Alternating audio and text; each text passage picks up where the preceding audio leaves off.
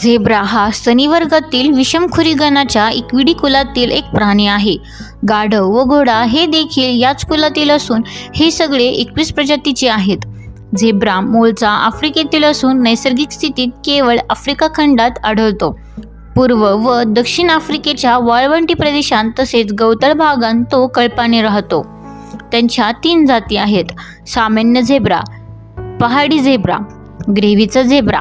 सामान्य झेब्रा शरीर 2 ते 2.6 मीटर लांब असून खांद्यांजवळ उंची सुमारे 1.3 मीटर असते. शेपूट सुमारे 0.5 मीटर लांब असून टोकाला केसांचा झुपका असतो. मानेवर आखूडायाळ असते.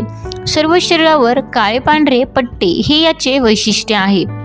शरीराचा मुख्य भाग, डोके, मान व गळ्याच्या भागातील पट्टे उभे असतात, तर पार्श्वभाग व पायांवरील पांढरे पट्टे आडवे असतात. नराचे वजन सुमारे 350 किलोग्राम असते.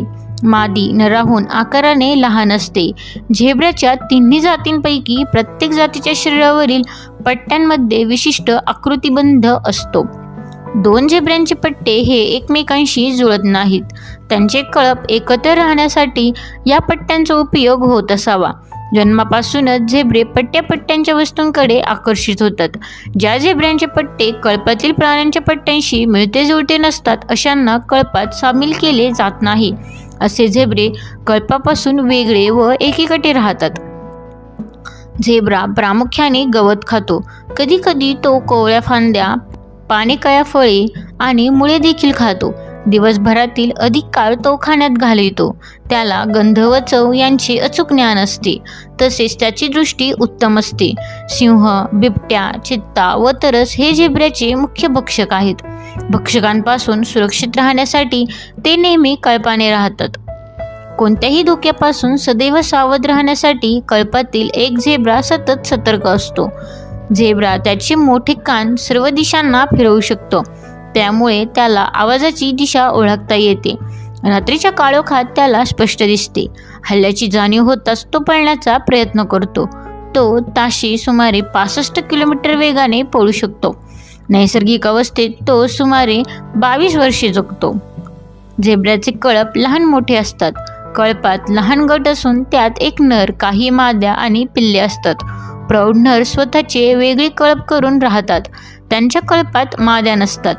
प्रजनन काळात विशिष्ट मादीवर हक्क सांगण्यासाठी नर आक्रमक होतात, लढतात, एकमेकांना चावतात आणि लाथा झाडतात.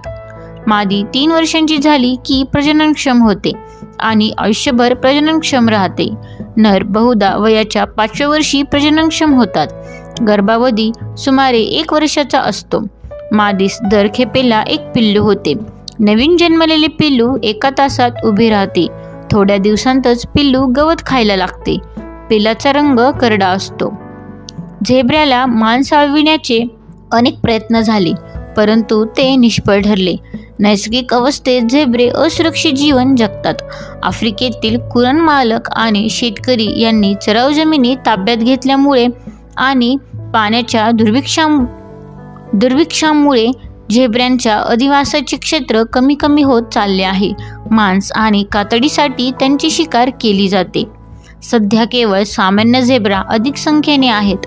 ग्रेव्हीचा झेब्रा आणि पहाडी झेब्रा या 2 जाती अस्तंगत होण्याच्या वाटेवर आहेत. धन्यवाद.